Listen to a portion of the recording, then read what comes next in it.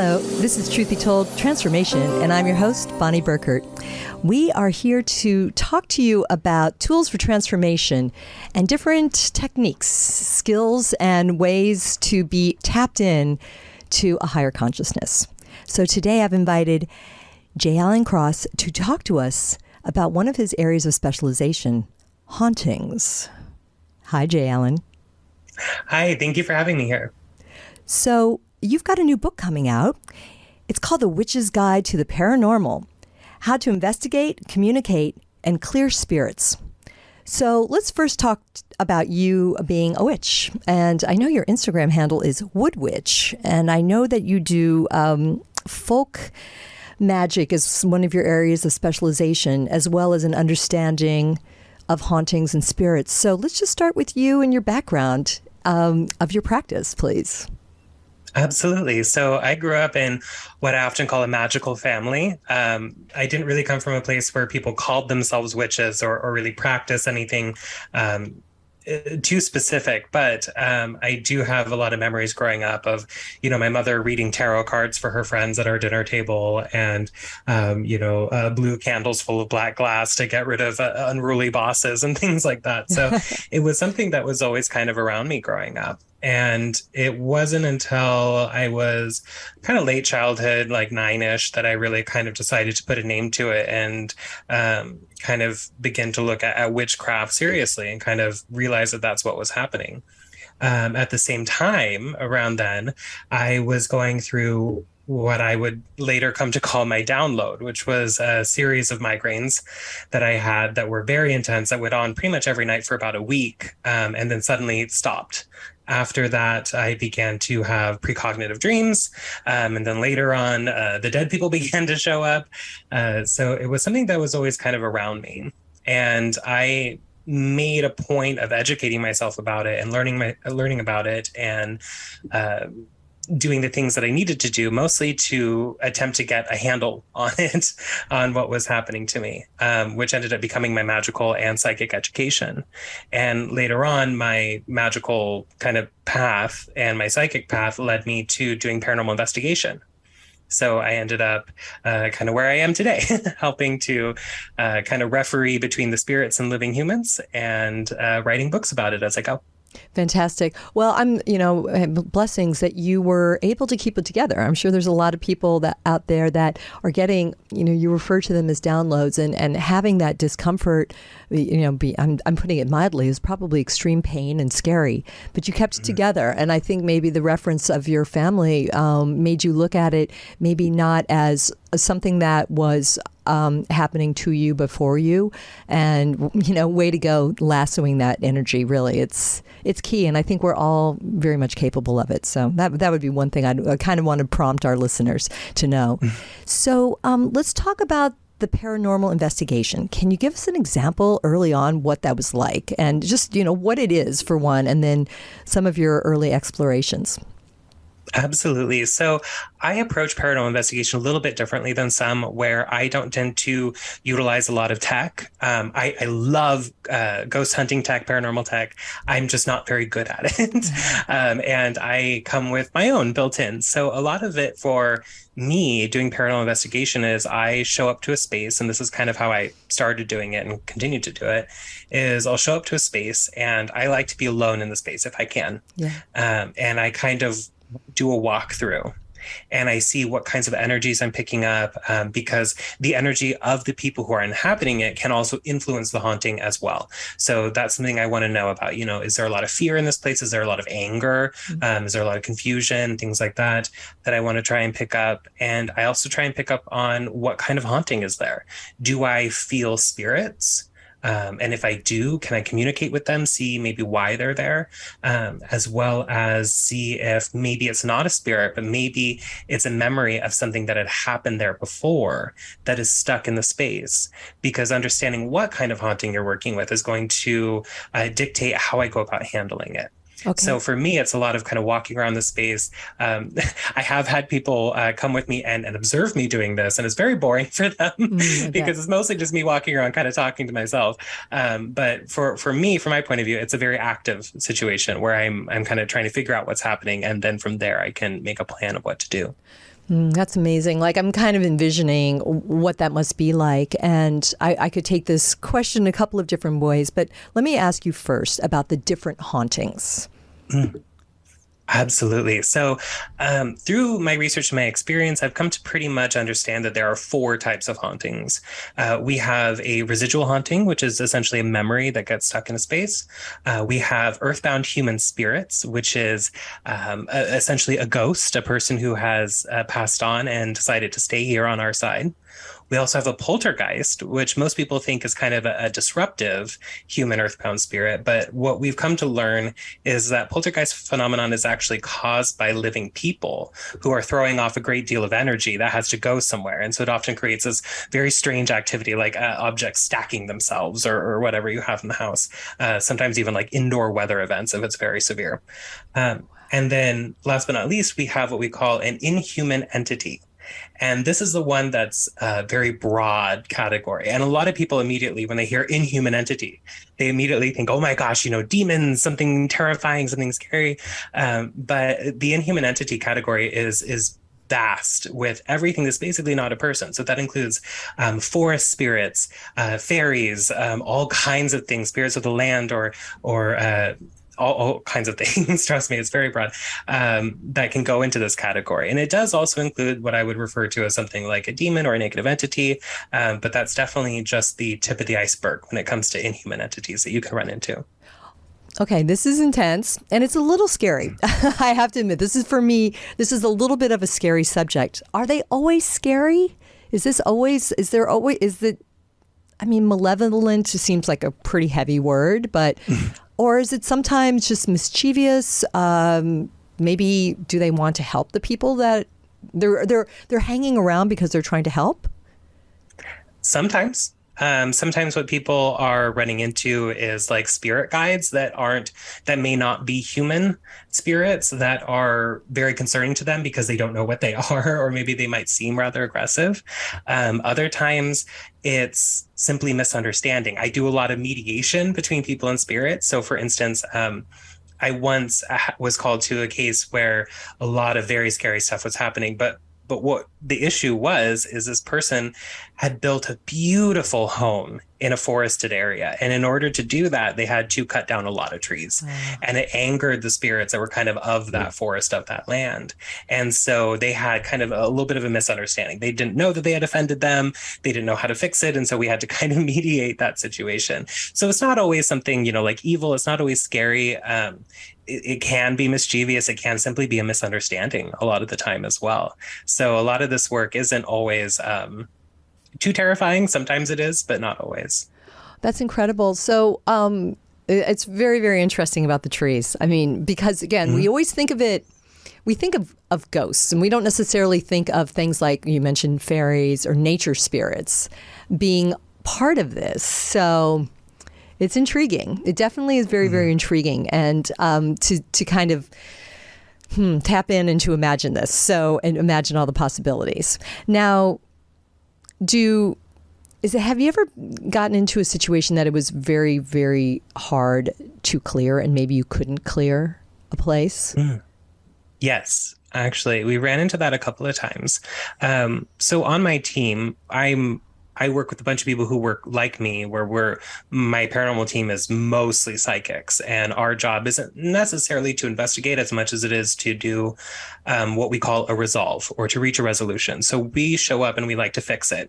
And the entire process from us showing up and not knowing anything when we arrive to figuring out what's happening, fixing it to the best of our ability, and then leaving is about a window of about 4 hours that we like to cap it to. So imagine my surprise when I get introduced to a case that my team has had for 8 years. Oh my gosh. And at first I'm like, wait, how? I'm like, our team is very good at fixing up these issues and being done with it. But once I got there and once I began to kind of learn what was happening, it was a local bar that liked to do a lot of shows, music shows, it was a music venue. And the team would go in and fix everything up, and then they would have another band come in. And this was a place where a lot of like heavy metal was Yeah. played.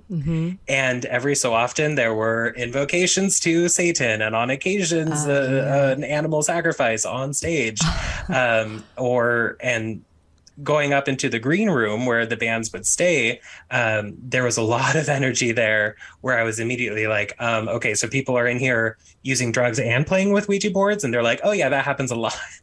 So it really kind of depends on the clients. If they can not do those things after we leave, it tends to work out pretty well. But occasionally we do have clients who either continue to do the things that end up getting them haunted, or we've ran into ones before where people will actually really like the activity, even if it's very scary activity, or even if they're saying that they really don't like it. People become quite fond of their spirits because there's a level of specialness to it. And so when we leave, it's very common. Well, I wouldn't say very common, but it does happen where people do kind of invite it back because they miss it, or they want to have hauntings or spiritual activity happening in their home. Wow. That I had never contemplated. Okay, so first of all, going back to the bar, that's kind of crazy, right? And then, I mean, because it does whip up energy, doesn't it? That genre, that type of music, that's intense. I mean, and that's kind of the point. But when they start to dabble, they really have opened something up. And so so this bar couldn't clear that. Well, what was the ultimate, did you come to a resolve there? Several times. But we eventually kind of just had to go like, you know what, like, if this is something that's going to continue to be happening, we can't continue to come out and fix it every single time, because at that point in time as well, our team was very busy. So it wasn't something that we could continue to come back over and over again. In a lot of ways, I do appreciate that we had that case, because that bar ended up being a wonderful training ground for me for years. So a lot of the techniques that are in the book are ones that I had to work out while I was there. Things like closing up portals, creating seals. This bar was also on top of an area in Portland where they have the Shanghai tunnels running underneath as well. So there was multiple kind of parts happening here. But it was a great area for me to kind of test new things, learn new things, trial and error and all of that. But eventually we just kind of had to say, like, we can't continue to come back out here. Can you? That's great, and thank you for that. Can you tell me how? I mean, obviously, there's going to be so much more detail in the book, but just in general, how do you ground and protect yourself before going into a situation? Can you give us general suggestion? Absolutely. That's a great question. So I always like to start with the basics. And I love that you asked me about grounding too, because that's something that a lot of people skip. And when you're doing psychic work in particular, the grounding portion is so important because it helps to stabilize us. And I find that my psychic information is so much clearer when I've taken the opportunity to ground myself, because that way it's not coming in too fast. It's not erratic. I can actually kind of piece it together and kind of figure out what's going on. So to begin with the grounding, I like to use kind of a very traditional method of grounding where I kind of take a few deep breaths. I place my feet on the floor, and then I visualize roots growing out of the bottoms of my feet, my lower legs, things like that. And they go all the way down into the earth. And it really creates this anchor with the earth, which is what we're looking for with grounding, is to create an energetic connection. And that's going to not only stabilize us, but it's also going to give us a way to tap into the earth's energy and pull it up into us and utilize it, so that we're not using our own energy so much as we're using the energy that's naturally generated by the earth. And from there, then we can go into the protection. And I really like to utilize two forms of protection. I do psychic shielding, and then I carry something with me that is like a protective charm or an amulet or some sort of like a charm bag on me, something physical that I can carry with me. And when doing the psychic protection portion, I always like to suggest that people start with what I refer to as the hamster ball of light situation, where you first start by grounding. You draw up that beautiful earth energy into yourself through visualization and intention. And then you kind of condense it down into your solar plexus, and then you shoot it out around you into this ball of white light. And in the book, we talk about using different kind of colors, things like blue, things like red, as well. But utilizing this big sphere of light around us that we can see in our minds and use our intention to create. This creates a bit of a barrier around us that helps set a boundary between some of the energies or some of the spirits that might be there. I also talk about in the book as well, kind of choosing the best shielding for the situation, because there are ways to do more advanced forms of shielding where instead of maybe a ball of light, maybe it's a ball of fire or something like that. However, if you're walking into a home that just has your run-of-the-mill earthbound ghosts there, that might look like you've shown up to fight. And that's not the message you maybe want to send as soon as you walk into a space.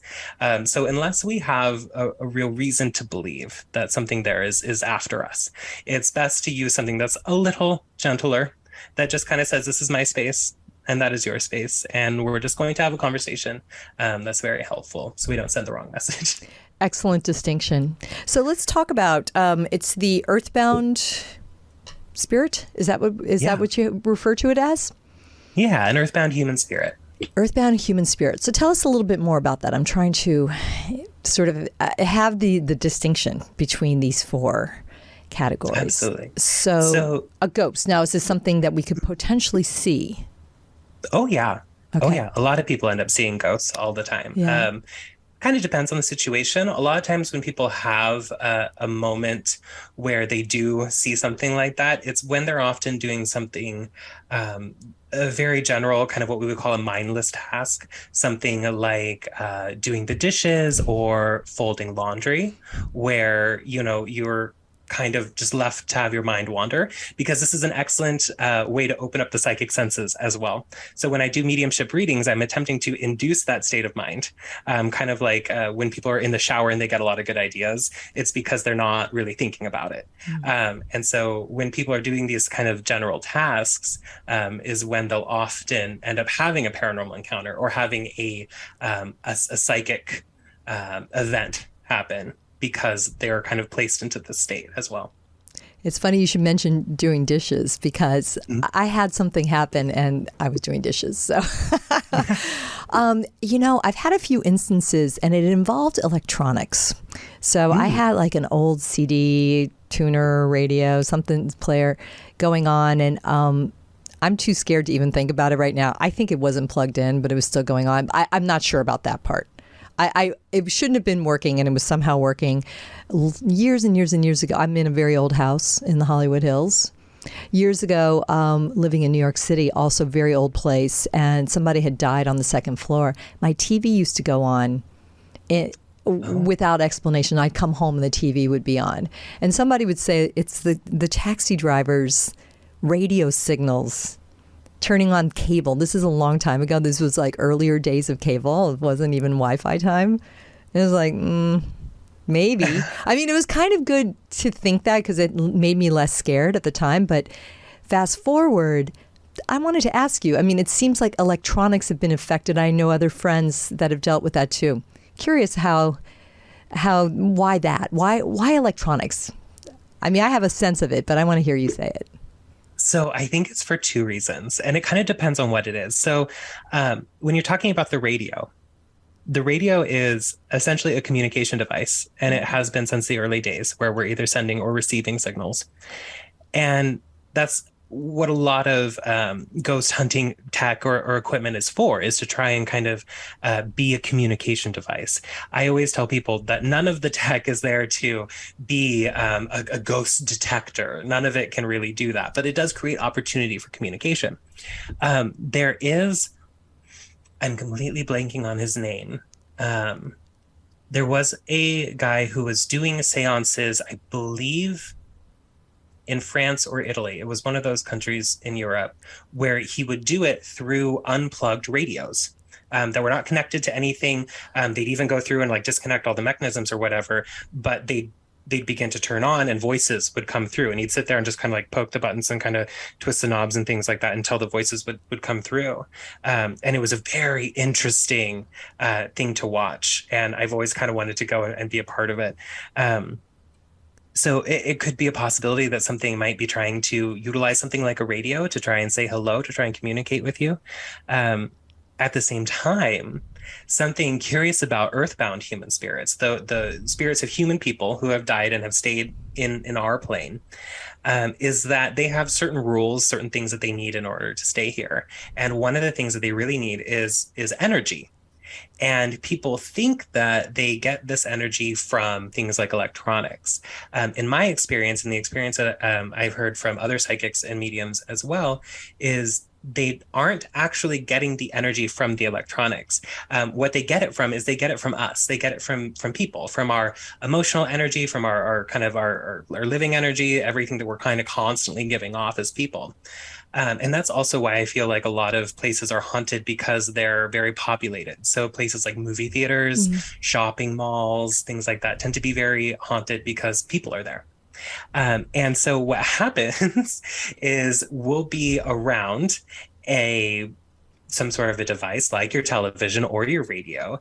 And if they can influence that, which earthbound human spirits are very good at doing, they get a reaction out of us. You know, you're talking about it maybe scared you, or maybe caused some sort of an excitement or a reaction, or sometimes anger, things like that. You know, if your computer keeps glitching and you're like, you know, what is this? You know, it creates energy that we throw off, and then that's something that they can utilize to sustain themselves. So we see a lot in these ghost hunting shows when the flashlights or the lanterns or whatever will start to flicker and go out, and they'll be like, oh, they're draining the battery, you know, so that they can have energy.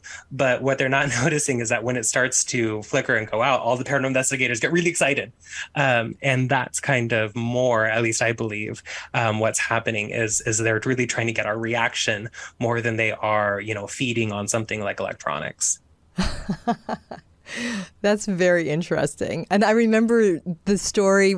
I don't think I gave my ghost reaction. Yeah, I definitely did. When I was getting that CD player was turning on, it was actually a radio. It was a radio that was coming on, static radio. It did it like 4 times. Yeah, that was, I don't know. I tried to ignore it, and I definitely spoke to it like, this is my house. This is my house. So,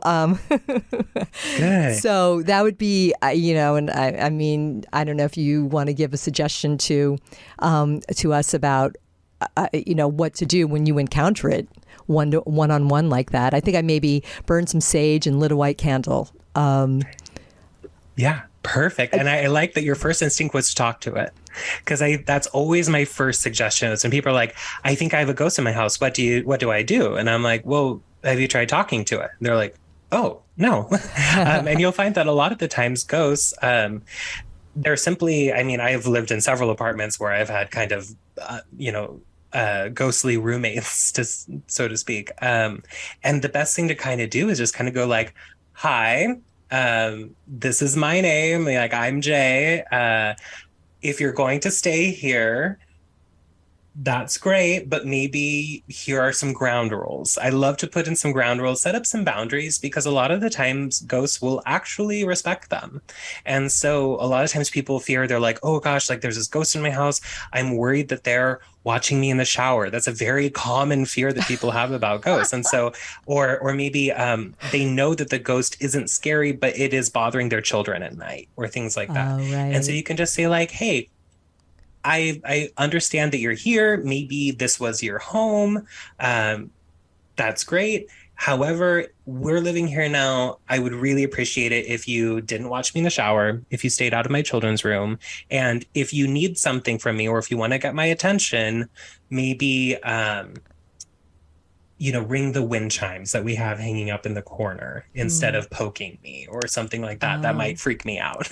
Right. So we kind of lay down some ground rules, and they'll often play along. That is really crazy. You know, another experience I had, again, this was in the old place in New York City where the downstairs neighbor had passed away, just, you know, old age, nothing creepy that way, was that I didn't know what it was at the time, but I used to feel a sensation of somebody sitting on the bed. Is that a thing? I mean, Oh, yeah. Is that possible? And I didn't know what it was. And it was, it was just like when somebody sits down and the mattress depresses a little bit. And I think it was probably, full disclosure, I was probably buzzed because I had been out and about, right? And so I just ignored it because otherwise it would have been like, what is this? And it never even occurred to me until many, many years later that could have been some sort of a ghost.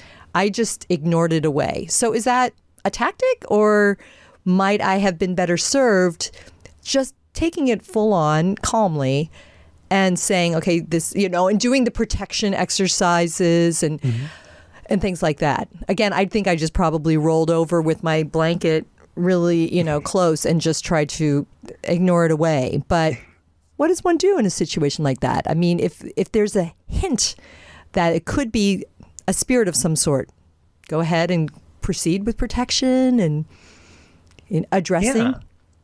It's never a bad idea to utilize your protection, especially something like psychic protection that doesn't really cost anything. You can do it very quickly, kind of like, just create that bubble around you just to kind of set a boundary. And I always tell people to interact with ghosts like they are living people in your space. If someone who is living came into your bedroom at night, I'd be like, excuse me. This is not something that's okay with me. Or maybe you are open to having a paranormal experience. So maybe you would be like, okay, like you can be here, but here's what I'm okay with. Or maybe you can even ask them to do things like, okay, maybe if you are here just to check, can you maybe, bounce on the bed twice or something like that, just to see, if you are here, can you please hang up my clothes that are on the pile of clothes that's on the floor? If only. I'd be like the Snow White with ghosts just doing my laundry all the time. But apparently that's not a thing. It occurred to me way, way later. And it's interesting. I was having a good time in my life then, so I didn't have issues. Like I wasn't sad or anything like that. But there was stuff going on in that place that I lived in. No question about it. It was old part of town, West Village. Interesting. Very interesting. I love that stuff. But bounce on the bed. I wonder what they wanted. Like, what are you doing? Is there information that one can receive from the spirit? Are they there to help us in a way, or are they just misguided and confused? A lot of the times, honestly, they're lonely. Aw. And so sometimes they do just kind of want to be near people a lot of the time. So sometimes it's that. Other times, I always tell people that just because we die, we don't necessarily become better people. So maybe they were someone there who was interested in kind of getting into your bed for different reasons. So you really never know because they are humans. But I do find a lot of time it tends to be a loneliness sort of thing, or sometimes spirits can get confused. And so maybe you really reminded them of somebody that they knew in life, and either just simply you being similar to that was something that they wanted to be around, or they may have been confused and thought that you were somebody. Or it's also quite possible they had no idea you were there and they thought that they were in their old apartment alone, that somebody else had redecorated, and they were just trying to sit on the bed after a long day that they had. Right. Because that does happen as well. That's where crazy. They don't know that they're dead. Mm-hmm. I'm going to ask something. I don't know if I'm going to phrase it properly, but I'm going to try. Mm-hmm. Yeah. Can that spirit sort of come into our energy field and create problems? So in other words, a possession of sorts. Yes. I hesitate to utilize the word possession because I very rarely see, especially human spirits, get inside of a person.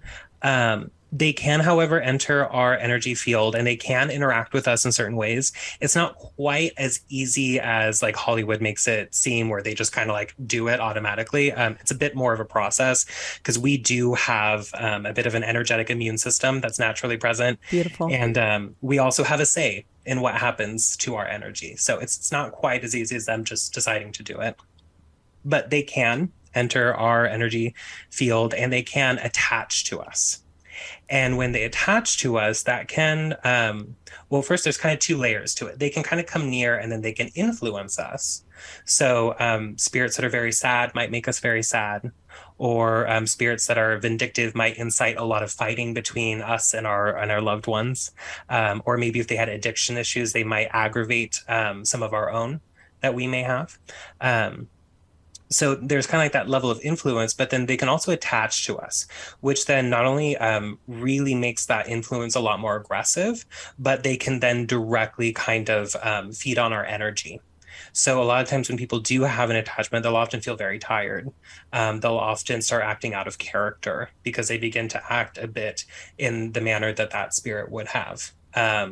They may develop new tastes for things, like if that spirit really loves like scotch or like cigars or something like that, this person may suddenly develop a sudden taste for them that's very out of character.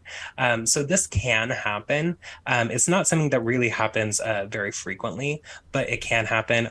They can also have physical interaction with us as well, to varying degrees. Sometimes it can be very distressing, but a lot of the time, again, we have to remember that we have a say in our energy, so we don't have to allow that to happen. A lot of times people ask me, can ghosts hurt me? And my answer is always, if you let them. Okay. Very important. We have a say.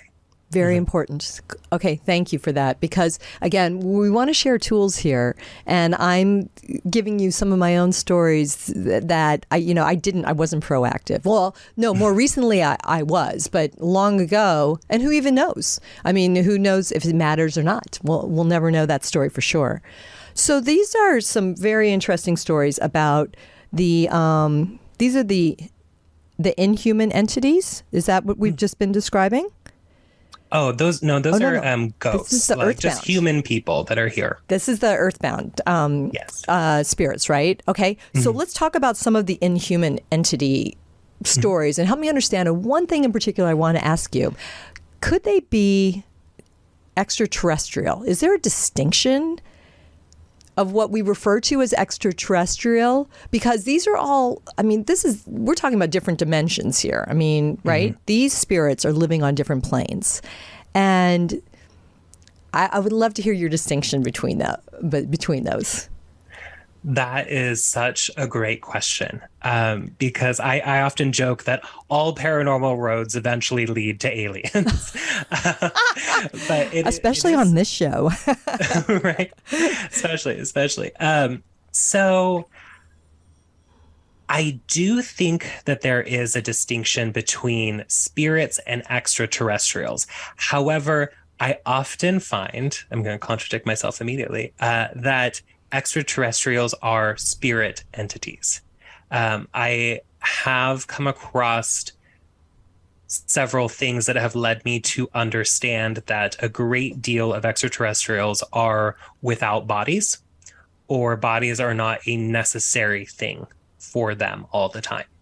There are, I believe, different kinds of extraterrestrials, so I don't believe this is a rule that goes kind of to everybody, but I do find that their level of consciousness and that part of themselves being able to go around is not really dependent on where they are physically. So I did have an encounter once with somebody who I very much believed was an extraterrestrial, and when I confronted them about it, they confirmed it and then told me about their arrival, how they arrived in the body they were inhabiting then, was when the body that they were in was a child, died during a surgery, and then when they came back, it was the extraterrestrial and not the boy anymore. Wow. Which was my least comfortable encounter with an individual ever. I can imagine. But it really did help me to understand that the line between spirit entity and alien is not always as clearly defined as we would like it to be.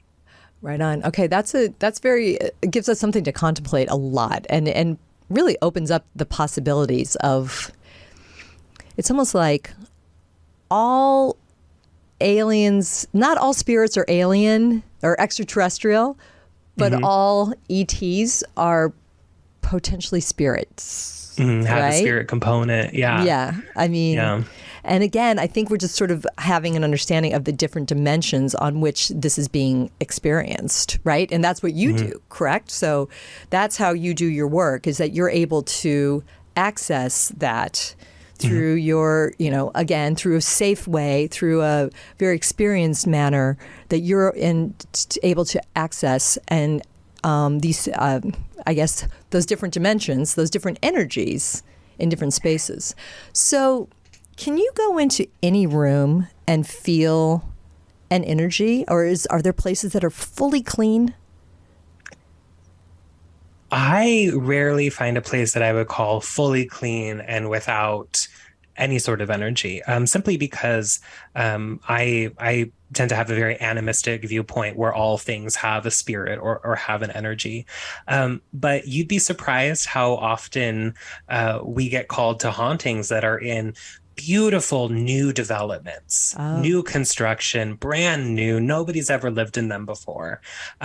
You'd be surprised at how many of those are haunted, simply because we always have to deal with the fact that the land underneath them is never new. And that's something that will influence it as well. What happened there, what kinds of spirits inhabit that space, and construction itself to build something new will often disturb a lot of energies or spirit entities that may be present. So it's very hard to have a space that's completely clean or clear because nothing is new, really. Everything already has an energy to it. I've been in places where there's been no disruptive energy, which is lovely. But again, even that's quite rare. Yeah, right. No, it's really interesting. It makes me wonder, like, oh, what about this studio? All the different, people we speak to are conjuring up these concepts and things like that. But no, I think it's nothing but good vibes. But I think it's important. I mean, a big takeaway from this is just a reminder to always create a protective shield around ourselves, pretty much wherever we go, right? Mm-hmm. So, I wanted to ask also a little bit about some of these earth, you talked about inhuman entities and earth spirits. I don't know, for some reason we think that of the earth that it's, I guess it's positive or powerful or as it should be, but it sounds like they maybe can be fierce if not treated with respect. Yes.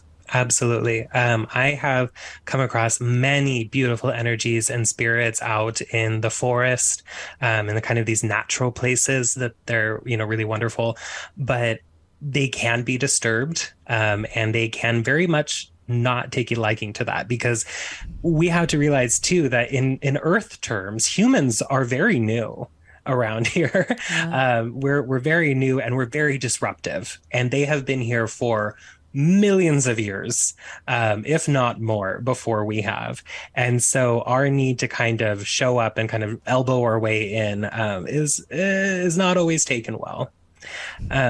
I have said a couple of times that I would rather face off against what I call like a negative entity any day over a disgruntled forest spirit, because that gets very weird very fast. I've only worked on a couple of those cases, and it goes very Blair Witch very quickly. Wow. So I just tell people, if we're going to construct in a forested area, say hello to the land first, talk to it, make sure that you plant trees elsewhere if you're going to be removing them, just kind of be a good neighbor while you're there. Oh, incredible, Jay. That is just so mighty. All right. I mean, we're kind of going down the list of all of this. Now, you said something about poltergeist that I had never contemplated. Yes. That is perhaps the human themselves, the inhabitant of the house, that is creating an energetic force that is resulting in some crazy, crazy physical behaviors of the space. Within the space. So Did I get that right? And yes. Care to elaborate? I mean, that's not something I knew about, and that's quite fascinating. Absolutely. So there is a book by, I believe his name is Michael Clarkson, and the book is called The Poltergeist Phenomenon. That's an excellent book. It's in the bibliography for mine. Lots of stories about kind of different poltergeists and kind of give some insight on how we believe that they work. But it's believed that this kind of activity is caused by a person who we often refer to as the poltergeist agent, the one who's causing it. And there's kind of like the classic textbook design for the perfect poltergeist agent is usually a young person in adolescence, either just about to or kind of in the throes of puberty. Generally, they are young girls who are very bright, and something that is kind of activating for the poltergeist phenomenon is some sort of pressure that is applied to them. So that's either very intense academic pressure, or maybe there's a family upheaval, like a divorce that is happening, and they're suddenly supposed to be like the older sibling in charge, or whatever it is. When we take these people who are kind of predisposed to it, and then we add that pressure to it, they begin to throw off a great deal of energy. And it's sort of believed that kind of girls in particular are predisposed to this because, well, number one, whenever we have puberty, whether we're boys or girls, a lot of chemical changes happening in the body that's throwing off all this chemical energy. And then we also have a great deal of emotional energy that happens at that stage as well. Right. But boys are encouraged to act out more because, boys will be boys. Whereas girls tend to kind of have that pressure put on them of, well, we have to be ladylike, we have to be all this stuff. So society puts a lot of pressure on them as well. And that kind of creates this big supercharge of energy that comes out. And when that happens, the energy has to go somewhere. It's a little bit like when static builds up and then eventually it has to throw a spark. And so you'll get very weird things that happen, like stacked objects is very common in poltergeist phenomenon, like all the books coming off the shelf and just stacking up in a big tower, or all the chairs in the room stack up on themselves. They like to really defy physics. So you'll see like forks stacked end to end vertically for no reason, just stuck that way. And you'll also see in some extreme cases, things like indoor weather events when it begins to rain in your living room. Things like that occasionally tend to happen. Grown adults, though, are very capable of causing poltergeist activity. I have found, though, that the ones produced by children tend to be a lot more mischievous. They tend to do things like, take ketchup and scrawl rude words on the walls. However, grown adults, when they produce poltergeist activity, it tends to be a bit more sinister. Because when we're adults, we have a bit more baggage and we've lost that kind of mischievous nature to ourselves. And whenever we're adults who are going through very big things, they tend to be very big. Like divorce tends to be very big when you're a child, but when you're an adult, if something very big is happening to you, it can be very scary. And there are a lot of dark feelings kind of come out with it. But at the same time, groups of people can create poltergeist activity as well. We were called to a home that had very strange stuff happening in it. And the group itself was about 5 or 6 family members. They were, I believe, cousins that were all cohabitating in one house. And the oldest male was a war veteran from an Iraq war veteran who had very intense PTSD happening. And then all the rest of them, while we were sitting in the living room across from them, and they're trying to explain to us what they've been experiencing, none of them could get out more than a sentence or two before somebody else would jump on them and attack them. And then suddenly they'd all start bickering and shouting at one another right in front of us. And this would happen over and over again. We'd have to remind them to, okay, calm down, and then tell us what happened. And then it would happen over and over again. And so it was no wonder with all this energy that they're creating with kind of this dysfunctional family unit that stuff was happening, that they were having poltergeist phenomenon in that. Wow. Yeah, you can almost feel the, I think it's also known as shitstorm right there. In the It's just taking hold. Oh my God, this is so interesting. I could talk to you for a whole nother hour, but we're going to send people to your book instead. The Witch's Guide to the Paranormal, How to Investigate, Communicate, and Clear Spirits. And Jay, you've told us so much already. You've been so generous with your storytelling as well as the techniques. So really appreciative. And everybody, please check out the book. It's on Llewellyn, and you can find Jay on Instagram, Woodwitch. Is that correct? On Instagram. So follow away. And we're going to have you come back and talk about your other books sometime, because there's much to know. And thank you. I feel very informed and a little less creeped out about this subject, and really just seeing the opportunity that exists to, I guess I'd just say, stand in our power. I mean, so often the guests on the show, we're talking about techniques for this, and this is something that is truly otherworldly, and yet you're still bringing some of these important skills to us that we can use all the time. Absolutely. Thank you so much for having me here today. Much appreciated. We'll see you again soon. Thanks for everybody. Thanks for listening. Again, this is Bonnie for Truth Be Told Transformation. Remember that Tony Sweet is on live every Friday at 3 p.m. Pacific here on this channel. And you can also see Robert Hensley's Minutemen Report with new episodes on Mondays.